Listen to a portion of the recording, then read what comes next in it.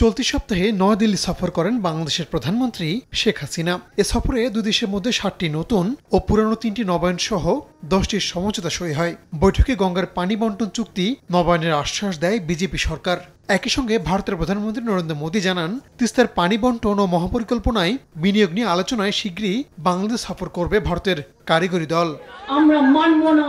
গঙ্গা ও তিস্তা নিয়ে ভারত বাংলাদেশের প্রধানমন্ত্রী পর্যায়ের আলোচনায় উপস্থিত ছিলেন না পশ্চিমবঙ্গের মুখ্যমন্ত্রী মমতা বন্দ্যোপাধ্যায়। এই বৈঠক নিয়ে মমতা ও তার দল তৃণমূল কংগ্রেস যে বেজে অসন্তুষ্ট তা রাজ্যের সংবাদ মাধ্যমগুলোর বিভিন্ন প্রতিবেদনেই উঠে এসেছে। সোমবার এই বিষয়ে নিজের অবস্থান জানিয়েছেন মমতাও। রাজ্য সরকারকে না জানিয়ে গঙ্গা তিস্তার পানি বন্টন নিয়ে আলোচনায় ক্ষোভ জানিয়ে প্রধানমন্ত্রী নরেন্দ্র মোদীকে চিঠিও দিয়েছেন মমতা। রাজ্য সরকারকে এড়িয়ে কেন্দ্রীয় সরকারের এই বৈঠককে একতরফা দাবি করে রাজ্যের বিরুদ্ধে যায় এমন কোনো সিদ্ধান্ত মেনে নেওয়া হবে না বলেও জানান মমতা। বলেন, এমন স্পর্শকাতর বিষয় নিয়ে কোনো আপোষ করবে না তার সরকার। পানি বন্টন চুক্তি হলে রাজ্যের মানুষ সবচেয়ে বিপদে পড়বে বলেও দাবি করেন তিনি। এখন জন্ম সনদ দিয়ে খোলো বিকাশ স্টুডেন্ট অ্যাকাউন্ট। নিজের বিকাশ নিজে কর। জমা জল থেকে মেনটেন সবটাই জমি থেকে শুরু করে আমরা দিচ্ছি।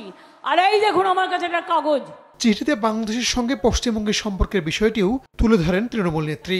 অতীতে নানা বিষয়ে পশ্চিমবঙ্গ সরকার বাংলাদেশকে সহযোগিতা করেছে বলেও দাবি মমতার। রাহানুল রানা, সময় সংবাদ।